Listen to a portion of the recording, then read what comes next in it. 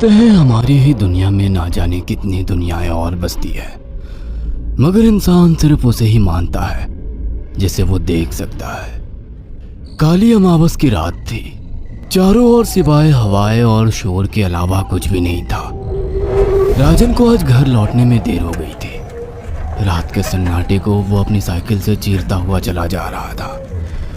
वो गांव की नदी तक पहुंचा ही था कि तभी उसे नदी के पास एक काला साया दिखाई दिया जो नदी के किनारे पानी को घूरे जा रहा था।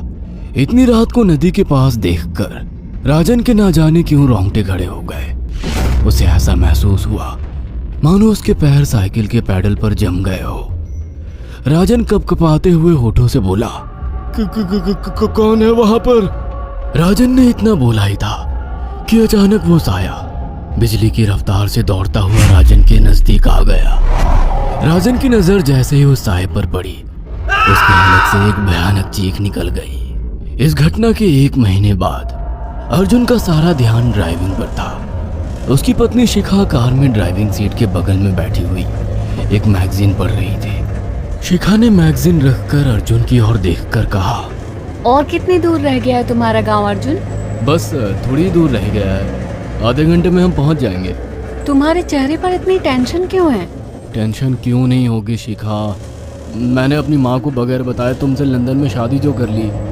पता नहीं माँ तुम्हें देखकर कैसे रिएक्ट करेगी। डोंट वरी अर्जुन, मुझ पर भरोसा रखो।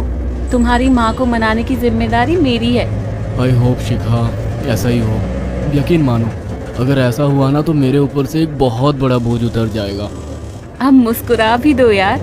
अच्छा, तुम बता रहे थे कि गांव में तुम्हारी बहुत बड़ी हवेली बनी हुई है। कुछ बताओ ना अपनी हवेली के बारे में। अरे 15 मिनट में हम वैसे भी पहुंचने वाले हैं, तुम खुद देख लेना। कुछ ही देर में अर्जुन अपने गांव वीरपुर अपनी हवेली में खड़ा हुआ था। अर्जुन की मां अर्चना देवी अर्जुन के स्वागत के लिए हवेली के बाहर खड़ी हुई थी। अर्जुन ने दौड़कर अपनी मां के पैर छुए और डरते हुए बोला, ये शिखा है माँ, मेरी पत्नी। हम दोनों ने लंदन में शादी कर ली। अर्जुन की बात सुनकर अर्चना देवी मुस्कुराकर बोली, कोई बात नहीं बेटा, एक ना एक दिन तो तुझे शादी करनी ही थी। इतना बोलकर अर्चना ने अपनी बहू को गले लगा लिया और वो अंदर आने का इशारा करती हुई वहां से चली गई। अर्जुन को अपनी माँ का ये बिहेवियर देखकर बहुत ज्यादा हैरत हुई। उसे उसकी माँ इस बार बहुत बदली हुई सी लगी। अर्जुन पूरे 10 साल बाद लंदन से आया था। अर्जुन उन्हीं ख्यालों में खोया हुआ था कि उसके कानों में उसकी पत्नी शिखा की आवाज टकराई। अब क्या बाहर ही खड़े रहने का इरादा है क्या? अंदर नहीं चलोगे? कौन से ख्यालों में गुम हो गए? मुझे लगा था माँ को मेरी शादी के बारे में जानकर बुरा लगेगा, मगर माँ को तो जैसे कोई फर्क ही नहीं पड़ा। अजीब आदमी हो, ये तो अच्छी बात है। मुझे मेहनत करने की जरूरत ही नहीं पड़ी। चलो अब अंदर भी चलो। अर्जुन और शिखा अंदर की ओर चले गए। अर्जुन ने देखा कि उसकी हवेली में सन्नाटा पसरा हुआ था। उसे याद था कि उसकी हवेली में बहुत सारे नौकर चाकर हुआ करते थे। डाइनिंग टेबल पर डिनर के दौरान अर्जुन अपनी माँ से जो बोला वो सुन उसकी पत्नी शिखा और रहस्यमय अंदाज में मुस्कुराकर लगातार दिखे जा रही थी। माँ, हवेली के सारे नौकर कहाँ गए? मैंने सबको छुट्टी दे दी बेटा।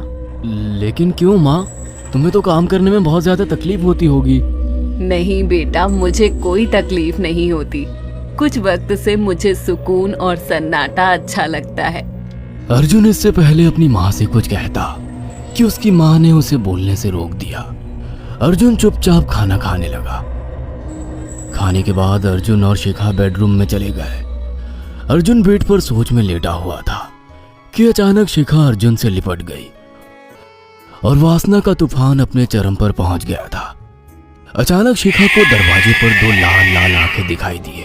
उसे ऐसा लगा जैसे कि कोई उसे देख रहा हो। शिखा ने तुरंत बेड से उठकर अपने कपड़े पहन लिए। क्या हुआ शिखा? अर्जुन, मुझे ऐसा लगा जैसे कोई हम दोनों को देख रहा हो। पागल हो गई हो क्या? हवेली में सन्नाटा पसरा हुआ है, एक भी नौकर चाकर नहीं है। तुम्हें वहम हुआ होगा। तुमने तो सारा मूड खराब कर दिया शिखा, अब सो जाओ। उस रात अर्जुन तो गहरी नींद में सो गया, मगर शिखा की आंखों से नींद कोसों दूर थी। अगली सुबह शिखा जल्दी उठकर किचन की ओर चली गई, मगर उसने देखा कि उसकी सास अर्चना नाश्ता तैयार कर चुकी थी। माँ, आपने तकलीफ क्यों की? मुझे बुला लेती आप। शिखा की बात सुनकर उसकी सास अजीब से अंदाज में शिखा की ओर देखने लगी। उनके देखने के अंदाज में पता नहीं ऐसा क्या था कि शिखा को अपने रोंगटे खड़े होते हुए महसूस हुए। अर्चना धीरे धीरे करीब कदमों से शिखा के करीब आकर बोली, कोई बात नहीं बेटी, तुम्हें अब यहीं रहना है। तुम सिर्फ मेरे बेटे के साथ प्यार से रहो और जल्दी से मुझे एक पोता दे दो। काम की चिंता मत करो, वो सब मैं कर लूंगी। कुछ ही दिनों के बाद अर्चना गर्भवती हो गई। उसे हवेली में रहते हुए 6 महीने से ज्यादा वक्त हो चुका था और इन 6 महीनों में उसने नोट किया कि जब से वो गर्भवती हुई है, उसकी सास अचानक से आकर उसके पेट पर हाथ फेरने लगती और अजीब से अंदाज में उसके पेट को घूरने लगती। शिखा ने तंग आकर अर्जुन से कहा, अर्जुन, मुझे तुम्हारी माँ का बिहेवियर बड़ा अजीब लगता है। तुम्हारी माँ जब देखो मेरे पेट पर आकर हाथ फेरती रहती है। अरे माँ को अपने पोते के आने का बेसब्री से इंतजार है शिखा, इसमें अजीब लगने वाली क्या बात है? मैं तुम्हें कैसे समझाऊं? मैंने माँ की आंखों में एक अजीब सी चमक देखी है। कैसी चमक? शिखा के मुंह से अचानक से एक अल्फाज निकल गया, जैसे किसी डायन की आंखों में होती है। शिखा की बात सुनकर अर्जुन का गुस्सा 7वें आसमान पर पहुंच गया। वो गुस्से से चीखते हुए बोला, खबरदार शिखा, आगे एक शब्द मेरी माँ के खिलाफ मत निकालना, नहीं तो मुझसे बुरा कोई नहीं होगा। तुम्हें शर्म आनी चाहिए शिखा। जब से तुम यहाँ पर आई हो तब से मेरी माँ तुम्हारी कितनी चिंता करती है। वह तुम्हें समय से खुद नाश्ता बनाकर देती है, खाना देती है, यहाँ तक कि हवेली की साफ सफाई भी वो अकेली करती है। क्या बोलूं अब तुमसे, शर्म आती है मुझे तुम्हें अपनी पत्नी कहते हुए। इतना कहकर अर्जुन गुस्से से कमरे से निकल गया। शिखा अर्जुन से बहुत कुछ कहना चाहती थी, मगर कह नहीं पाई। उसने महसूस किया था कि चाहे कितनी भी तेज आंधी और तूफान आए, मगर हवेली के अंदर धूल की एक परत तक नहीं जमती थी और दिन ब दिन अर्चना के चेहरे की झुर्रियां कम होती जा रही थी। ऐसा लगता था मानो वो जवान हो रही हो। शिखा के अब 9 महीने कंप्लीट हो चुके थे और एक रात अचानक उसे प्रेगनेंसी पेन होने लगे। वो दर्द से तड़पने लगी। ये देखकर अर्जुन घबरा गया। वो दौड़ा दौड़ा माँ को बुलाकर लाया और बोला, माँ, हमें तुरंत शिखा को किसी अच्छे हॉस्पिटल में एडमिट कराना होगा। अर्जुन ने देखा कि उसकी माँ ने उसकी बात को सुना ही नहीं। वो तो बस शिखा के गर्भ की ओर आंखें फाड़ फाड़ कर देखी जा रही थी। अर्जुन एक बार चिल्लाकर कहा, माँ, हमें शिखा को इसी वक्त हॉस्पिटल में एडमिट कराना होगा। नहीं, शिखा की डिलीवरी हॉस्पिटल में नहीं, इसी हवेली में होगी। लेकिन इस हवेली में आपके और मेरे अलावा कोई नहीं है। तभी शिखा दर्द से तड़पने लगी। अर्चना ने अपने बेटे को धक्के देकर कमरे से बाहर निकाल दिया और दरवाजा बंद कर लिया। अर्जुन हक्का बक्का रह गया। अर्जुन दौड़ता हुआ गांव की ओर गया। उसने देखा कि गांव में एक पेड़ के नीचे गांव के सभी बुजुर्ग इकट्ठे थे। उनके हाथों में जलती हुई मशालें थीं। अर्जुन उनके पास पहुंच गया और बोला, मेरी मदद कीजिए, मेरी बीवी को प्रेगनेंसी दर्द हो रहे हैं। आप प्लीज किसी दाई को बुला लीजिए, जितना पैसा चाहिए देने को मैं तैयार हूँ। तभी उसके कानों में गांव के सरपंच की आवाज टकराई, बेवकूफ लड़के, तू अपनी बीवी को एक डायन के यहाँ पर मरने के लिए छोड़ आया। क्या कहना चाहते हैं आप? आप जानते हैं आप क्या कह रहे हैं? वही जो तू सुन रहा है। तेरी माँ एक डायन है। इन गांव वालों के हाथों में जो मशाले देख रहा है ना, हम तेरी ही हवेली में आग लगाने जा रहे थे। तेरी माँ ने इस गांव में ना जाने कितने नौजवानों को मार कर खाया है। तेरी माँ एक डायन है। लगता है आपका दिमाग खराब हो गया है। आप जानते भी हैं मैं कौन हूँ? हाँ, मैं जानता हूँ। तू ठाकुर धीरेन्द्र प्रताप का बेटा है। तेरे पिता को शक हो गया था कि तेरी माँ एक डायन है, इसीलिए उन्होंने तुझे हमेशा उससे दूर रखा। पहले तेरी माँ ने तेरे पिता को मारा और धीरे धीरे करके वह हवेली के सारे नौकरों को मार कर खा गई और फिर गांव वालों को भी मारने लगी।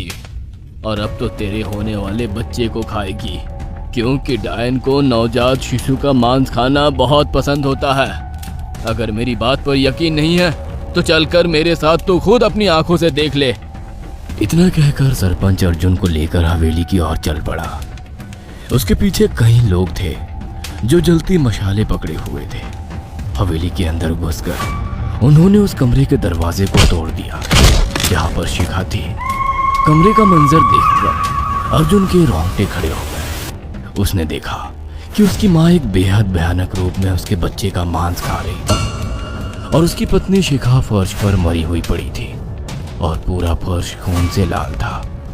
अर्जुन को अपनी आंखों पर यकीन नहीं आ रहा था कि तभी उसकी माँ उसके ऊपर झपटी। सरपंच ने चीखकर कहा, अरे इस डायन को आग लगा दो, जिंदा जला दो इसे और साथ ही इस हवेली को भी। सभी लोगों ने जलती हुई मशाले डायन के ऊपर फेंक दी। देखते ही देखते डायन दर्द से चीखने और चिल्लाने लगी और कुछ ही देर में वो जलकर राख हो गई। हवेली में आग लगते ही सभी लोग अर्जुन को खींचकर बाहर ले आए। अगले दिन अर्जुन अपनी पत्नी की यादें साथ लेकर आंखों में आंसू लिए दोबारा लंदन वापस चला गया।